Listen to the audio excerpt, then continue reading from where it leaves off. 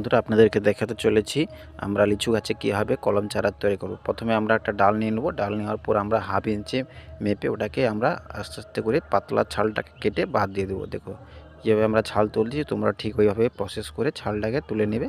তুলে নেওয়ার পরে একটা অ্যালোভেরা জেল নেবে। অ্যালোভেরা জেলটাকে নিয়ে কী করে ভালো করে লাগিয়ে দিবে। তারপর একটা প্লাস্টিকের গ্লাস নেবে। প্লাস্টিকের গ্লাসকে হাফ হাফ করে আমরা কেটে নেব। কেটে নেওয়ার পরে আস্তে আস্তে প্রবেশ করার পর এটা হচ্ছে নারকেলের চোবড়ার পেস্ট পাউডার কিনতে পাওয়া যায়। তো ওটা কিনে এসে আমরা ওই গ্লাসের মধ্যে প্রবেশ করে ভালো করে জমজমাটি করে আমরা বেঁধে দেবো ওকে। তো বাঁধার পর দেখবে দেখতে পাচ্ছ এটা একটা লিচু গাছের ডাল। তো ওটা দেওয়ার পর 50 দিন পরে আমরা ওটা কী করব খুলে দেখতে পাবো। খুলে দেখলে দেখতে পাবো এইভাবে শিকড় পরিপূর্ণ হয়ে গেছে, অর্থাৎ গাছে পরিপূর্ণ হয়েছে। এটাকে আমরা ডালটিকে কেটে নিয়ে একটা টবের মধ্যে আমরা লাগিয়ে দেবো। তো টবটি প্লাস্টিকের হতে পারে কিংবা ফাইবারের হতে পারে। দেওয়ার পর একটা গাছে ভালোভাবে জল দেবে। জল সার দিয়ে দেওয়ার পরে